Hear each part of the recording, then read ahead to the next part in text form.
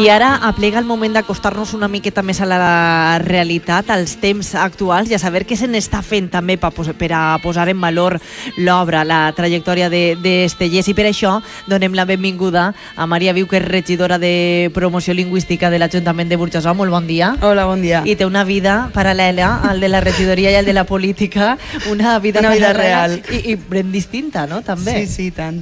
Jo estic vinculada al món del llibre perquè treballo en una editorial, en Edicions Bromera, falca publicitària també.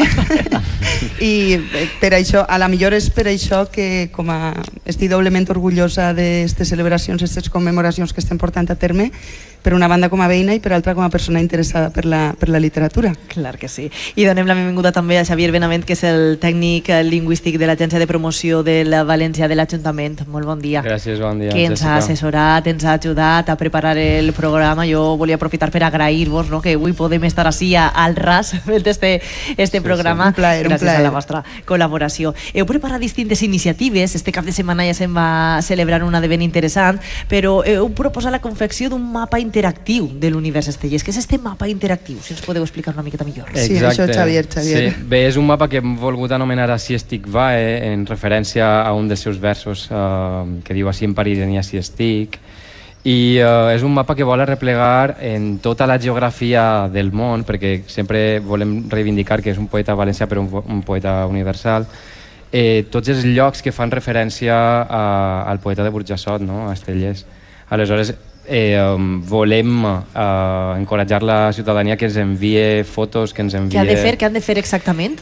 Doncs bàsicament ens han d'enviar fotos de places, carrers, avingudes, instituts, centres culturals, pot ser qualsevol referència, fins i tot parades de metro tenim a València, que es diuen Vicent Andrés Estellés, ens ho envien a la nostra pàgina d'Aviva Burjassot, al nostre correu, que és avivaburjassot@gmail.com, i nosaltres intentarem confeccionar un mapa com més ampli millor de les referències físiques, no?, del poeta. I els que els ho heu posat fàcil, perquè ens ho hem posat fàcil, no sé si hi haurà algun poble o alguna ciutat que no tingui alguna referència, de segur que són molt xicoteta de ser.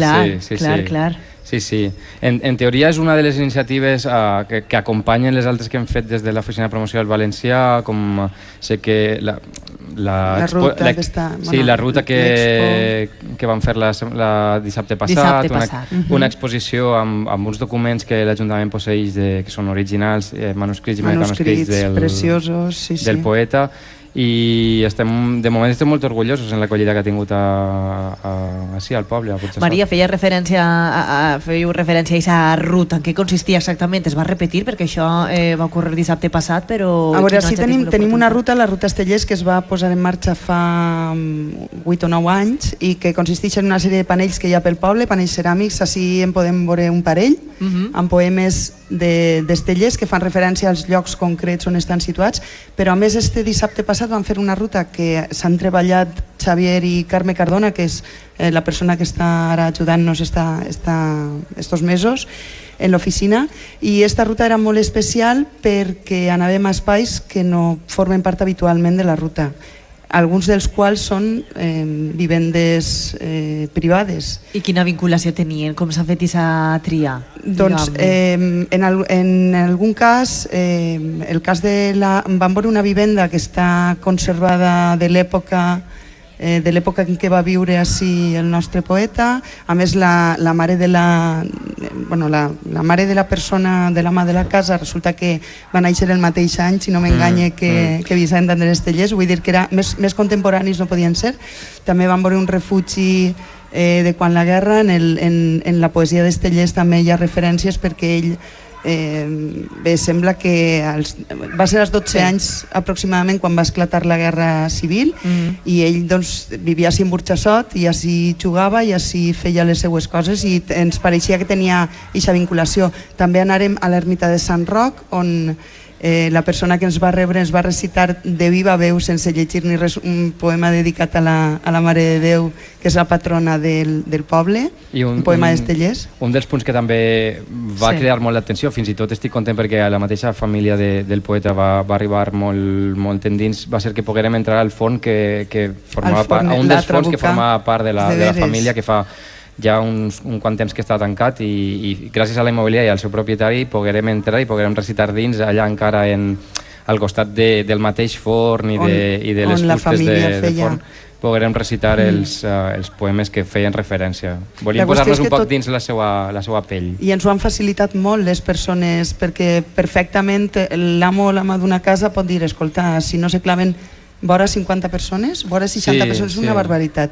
Entorns i això, i s'han portat les persones d'una manera excel·lent, ens ho han facilitat molt, de fet, Carmina mateixa, perquè van vindre els nets, ens van fer un poc la part de contar-nos les històries i acabaren encantats, perquè verdaderament fins i tot per a ells havia sigut un recorregut que no havien fet en cap altre moment. Hem vist com la música és el poeta més musicat, hem vist com teníem una escriptora que ho apropa als més minuts.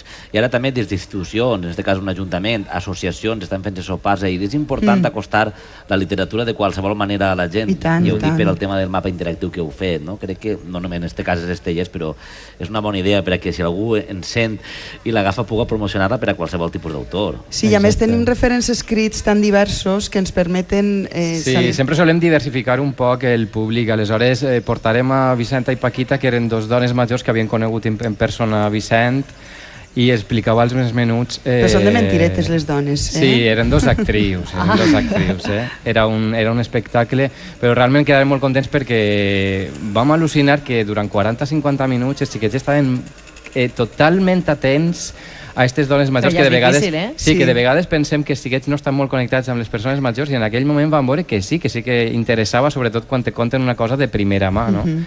I estem contents perquè fins i tot ens han comentat les actrius que han rebut telefonades d'altres municipis interessats en l'espectacle. Que hi haurà més bolos, no? El que ha començat així rodarà. Anem a demanar que ens facin alguna cosa especial a banda. Espere que rode. I pel que deia Joan del tema d'acostar a diversos públics la poesia, també tenim en marxa una espècie de concurs de vídeos que oferirem als instituts perquè facin uns tràilers, d'acord, de poemes estellers fets en mòbil i que puguem participar en una mena de concurs. És una cosa que estem ara en marxa, que duem ara en marxa i que ens agradaria que participaren els alumnes una idea ben dels atractiva, a nosaltres conteu-nos seu, i perquè també volem veure quins projectes naixen d'ahir, que de segur que naixen molt i molt curiosos. Vos ho contarem. Idees en tenim moltes, de vegades ens falta temps i pressupost, però pel que fa a les idees... Ui, si es posem ja a parlar de pressupostos sí que se'ns va el programa. No, això sí que no.